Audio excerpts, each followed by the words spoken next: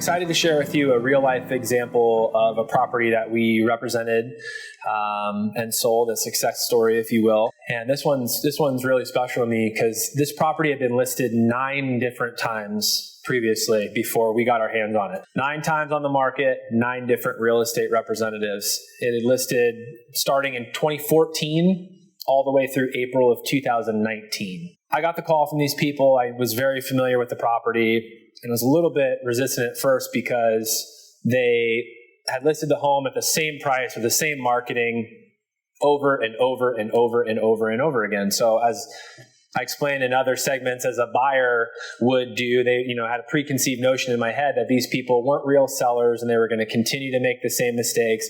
All the misconceptions that I've discussed about knowing more than the agent, everything. That's how I felt initially. So I took the meeting and I went to the house and I sat down with them. And the first question I had with them was if they were genuinely interested and serious about selling their property. And the answer was that they were. So we dove deeper. So the first thing we talked about, again, when we started going through the expired process, step number 1 was adjusting the price. The days had already been reset on market. It had already been off the market for 60 days. So we didn't have to worry about that.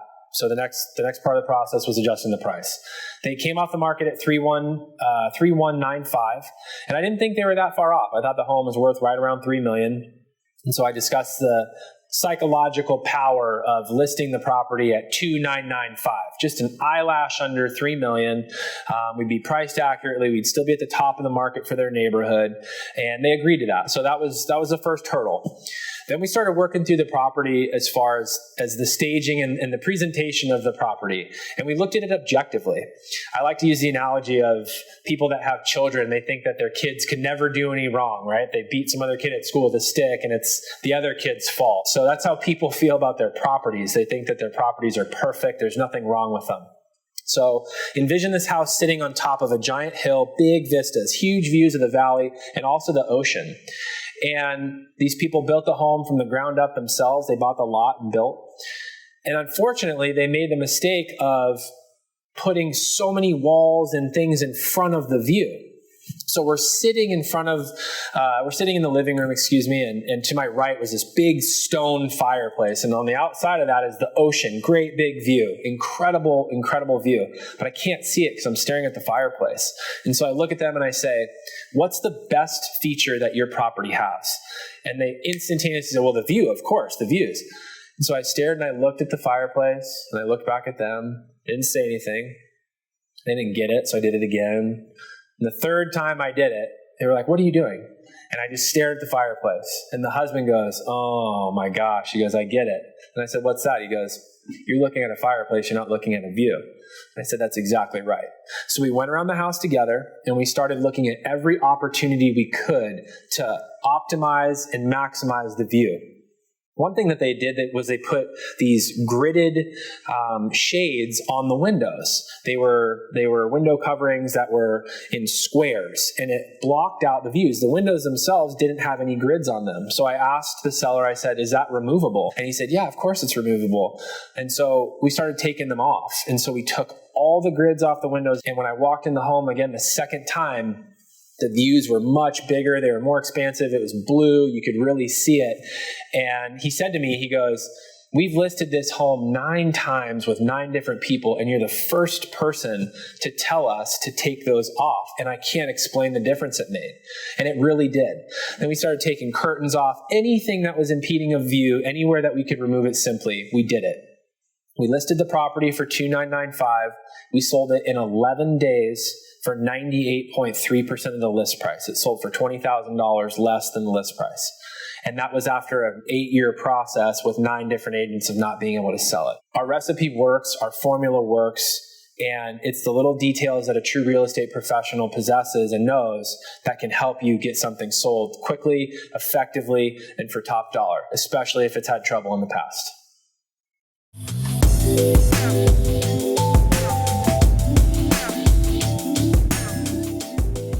Unfortunately, sometimes we work with clients that are difficult and hard-headed that don't want to take our advice. It goes back to what I'd said in another segment about knowing more than the agent, knowing more than the process. I've sold a home before.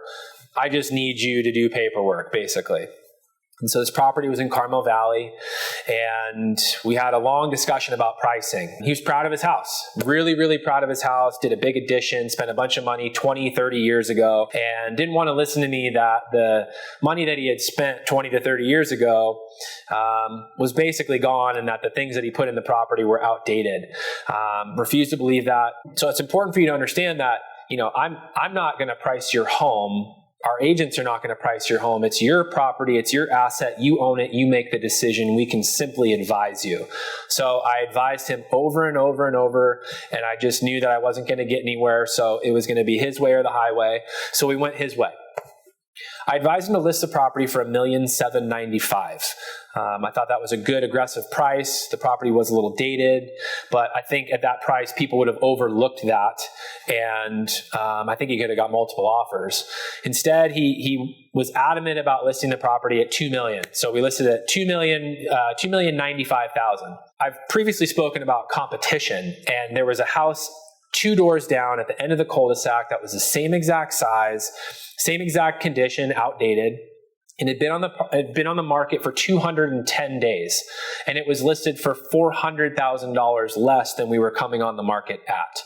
So we come on the market, we're overpriced, we're priced $400K higher than our competition, and we had a lot of showings the first 2 weeks because new inventory people get excited about, no offers. That tells me immediately that we're overpriced. So we sat, and the moral of the story is we reduced the price 6 times.